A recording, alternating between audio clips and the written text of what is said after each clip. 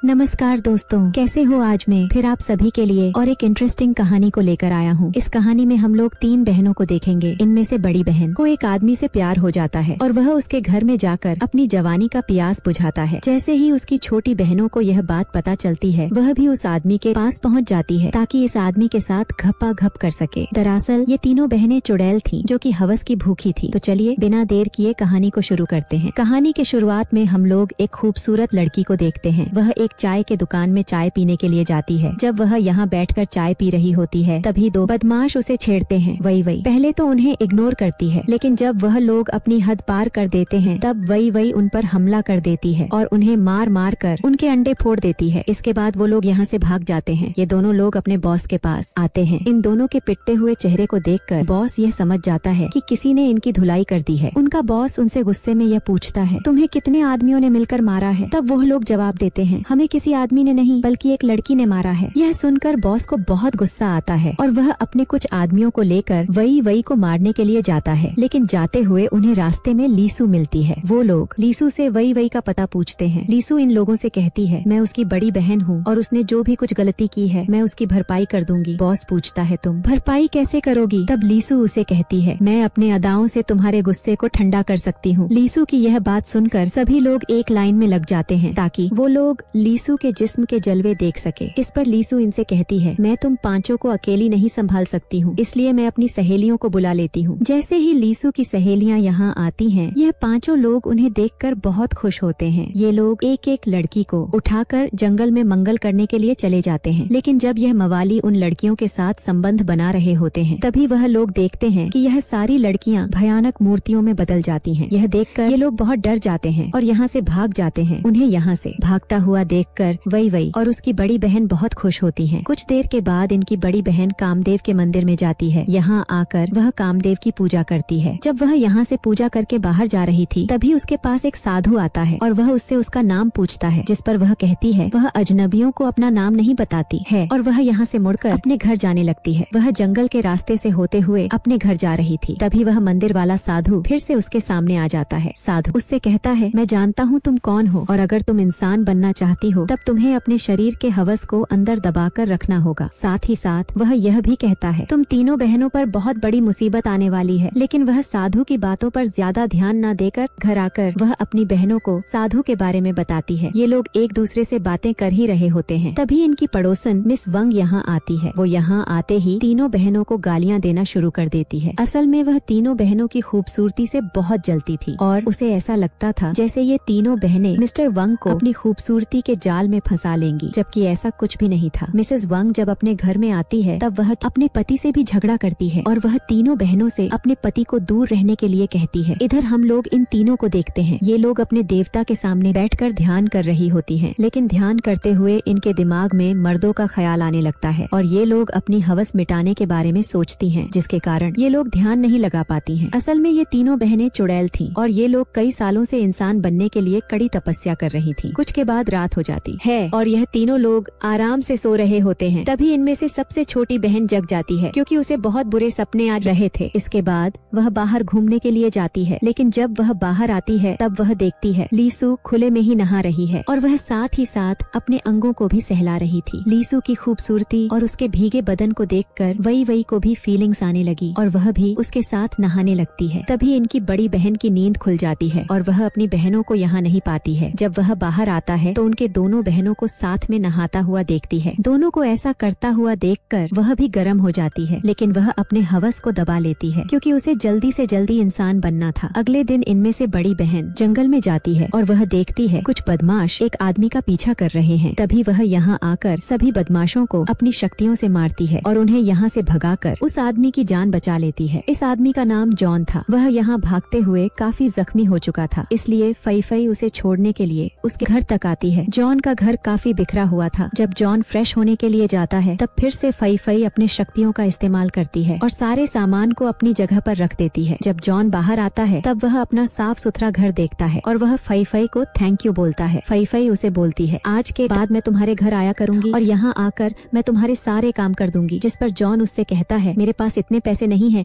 कि मैं तुम्हें काम पर रखा सकूं। उसकी बात सुनकर फई उससे कहती है, मुझे पैसों की कोई भी जरूरत नहीं है, मैं तो बस तुम्हारी मदद करना चाहती हूँ। फई फई अब जॉन को पसंद करती थी, इसलिए वह उसके सारे काम करना चाहती थी। इधर हम लोग वई वई और लीसू को देखते हैं, जो कि अपनी बड़ी बहन का वेट कर रही थी, क्योंकि वह सुबह से घर नहीं लौटी थी। कुछ देर के बाद फई फई घर में वापस आती है, लेकिन वह यहाँ अपनी बहनों को जॉन के बारे में कुछ भी नहीं बताती है। इसके बाद वह एक दिन अच्छे से तैयार होकर जॉन से मिलने के लिए जाती है। सबसे छोटी बहन को उस पर शक होता है, इसलिए वह उसका पीछा करने लगती है। तभी वह ने देखती है उसकी बड़ी बहन एक झोपड़ी के अंदर जाती है। कुछ देर के बाद जब वह जॉन के घर से निकलती है, तब वही वही जॉन के घर में जाती है, ताकि वह यह बात जॉन को कह सके कि उसकी बड़ी बहन यहाँ क्यों आती है। जॉन यहाँ बाथरूम में नहा रहा होता है। वही वही उसे अचानक देख लेती है और उसे देखकर बहुत घबरा जाती है। जब जॉन की नजर उस पर पड़ती है, तब वह उसे भला बुरा कहकर अपने घर से भगा देता है। जिसके बाद वही वही रोते हुए अपने घर में आती है। उसे रोता हुआ देखकर लीसू उससे कारण पूछती है। इसके बाद वही वही लीसू को जॉन के बारे में सब कुछ बताती है। उसकी पूरी बात को सुनकर लीसू को बहुत गुस्सा आता है और वह अपनी तलवार निकालकर जॉन को मारने के लिए निकल जाती है। वह जॉन के घर पहुंचकर उस पर हमला कर देती है। वह उसे मारने की कोशिश करती है, जिससे बचने के लिए जॉन उस पर पानी फेंकता है और उसके बदन को गीला कर देता है। जैसे ही जॉन लीसू के भीगे हुए कपड़ों को देखता है, उसकी हवस जाग जाती है। वहीं इधर लीसू कब से यह सब चाह रही थी। इसके बाद यह दोनों करीब आते हैं और एक दूसरे को खूब प्यार करते हैं। घपाघप करने के बाद लीसू जब घर का आता है, तब वही वही उसे जॉन के बारे में पूछती है। वही वही कहती है जॉन को मारकर अधमरा कर दिया था और उससे कहा था दोबारा तुम ऐसा मत करना। यह सुनकर वही वही को बहुत बुरा लगता है और वह जॉन की इस हालत के लिए खुद को जिम्मेदार मानती है। इसके बाद वह जॉन के घर में आती है ताकि उससे माफी मांग सके। वह जॉन के शरीर पर जख्म देखती है और उन्हें देखकर बहुत उदास होती है, लेकिन यह सब तो लीसू का प्यार का निशान था। जॉन भी यहाँ वही वही को कुछ भी नहीं बताता है। को यहाँ बहुत बुरा लग रहा था, इसलिए वह अपनी गलती का भरपाई करने के लिए जॉन को अपना शरीर सौंप देती है। वही वही की खूबसूरती को देखकर जॉन का हवस फिर से जाग जाता है और वह उसके साथ भी भयंकर घपाघाप करता है। और वही वही के जाने के बाद फई फई यहाँ आती है। वह जब बिस्तर को ठीक करने लगती है, तब यहाँ उसे एक हेयर पिन मिलता है। फई फई के पूछने पर जॉन उससे कहता है मैं यह तुम्हारे लिए लेकर आया हूँ, और वह कहती है तुम मुझसे झूठ बोल रहे हो क्योंकि यह तो मेरी बहन का है। तब जॉन उसे सारी सच्चाई बताता है और वह उससे माफी मांगता है। तब फई फई कहती है मैं तुम्हें एक शर्त पर माफ कर सकती हूँ, तुम्हें मेरे साथ भी वैसा ही घपाघप करना होगा जैसा मेरे बहनों के साथ किया। ये कहते हुए फई फई अपने कपड़े उतार देती है। इसके बाद जॉन उसके साथ भी घपाघप करता है। हम लोग तीनों बहनों को उनके घर पर देखते हैं। यह लोग यहाँ खाना खा रही होती हैं। ये लोग साथ तो बैठी हुई थी, लेकिन दूसरे से कोई भी बात नहीं करती है। अपनी बहनों को नजरें चुराता हुआ देखकर फई फई उनसे पूछती है आखिर तुम लोगों को क्या हुआ है और तुम दोनों ऐसे अजीब बर्ताव क्यों कर रही हो। जिस पर वो दोनों बहनें ये कहती हैं हमने जॉन के साथ घपाघाप किया है। अब फई फई भी उन्हें सब कुछ सच बता देती है। वो कहती है मैंने भी जॉन के साथ जिस्मानी खेल खेला है। ये लोग बातें कर ही रहे होते हैं, तभी यहाँ पर जॉन आ जाता है। उसे यहाँ देखकर ये तीनों बहनें बहुत खुश होती हैं और ये तीनों उसके गले लग जाती हैं। इसके बाद ये चारों लोग बहुत मस्ती करते हैं। एक दिन जब वो चारों एक साथ बिना कपड़ों के नहा रहे होते हैं, तभी मिस्टर वंग उन्हें देख लेता है। इसके बाद वह अपनी पत्नी के पास जाता है और वह उसे सब कुछ बता देता है। अपने पति की बात सुनकर मिसेस वंग तीनों बहनों के घर में आती हैं और वह जॉन के बारे में पूछती हैं, जिस पर फई फई कहती है वो हमारा मेहमान है जो कि कुछ दिन हमारे साथ रहने के लिए आया है। यह सुनकर मिसेस वंग उन्हें धमकी देती है कि मैं तुम्हारी गंदी हरकतों के बारे में पूरे गांव को बता दूंगी। ये तीनों बहनें उसकी धमकी से काफी घबरा जाती हैं। इसके बाद वो लोग जॉन के पास जाकर उसे अपने घर जाने के लिए कहती है। जॉन उनकी बात मान लेता है, लेकिन यहाँ से जाने से पहले वह उनके साथ बैठकर कुछ खाना चाहता है। अब वह चारों लोग बैठकर फल खा रहे थे, जिनके बीज मिसेस वंग के मुंह से निकल रहे थे। असल में जॉन कोई आम इंसान नहीं था, बल्कि इन तीनों बहनों की तरह वह भी कई शक्तियों का मालिक था। कुछ दिनों के बाद जॉन अपने घर में बैठा हुआ था, क्योंकि उसकी तबीयत ठीक नहीं थी। वह देखने में काफी बूढ़ा लग रहा था। इसके बाद वह अपनी शक्तियों का इस्तेमाल करके एक लड़की को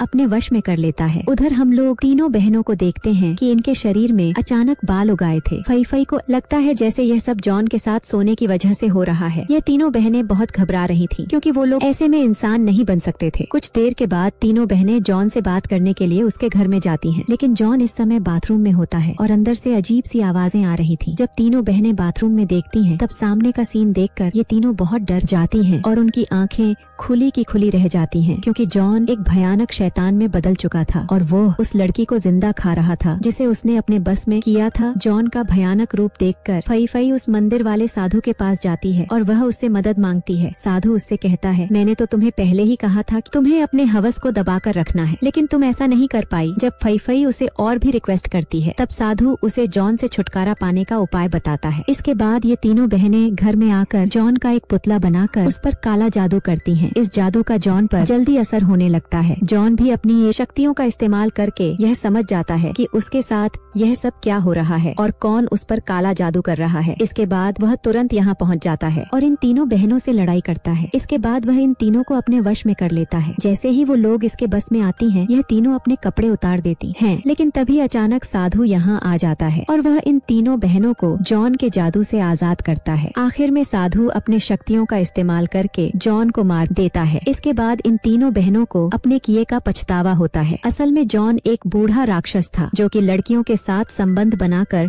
जवान और तंदुरुस्त रहता था। जहाँ कहीं भी लड़कियों की हवस जागती थी, जॉन वहाँ पहुँच जाता था। अगर आपको यह कहानी अच्छी लगी हो तब एक लाइक जरूर कर देना और मेरे चैनल को जरूर सब्सक्राइब कर लेना। तो मिलते हैं नेक्स्ट वीडियो में। धन्यवाद।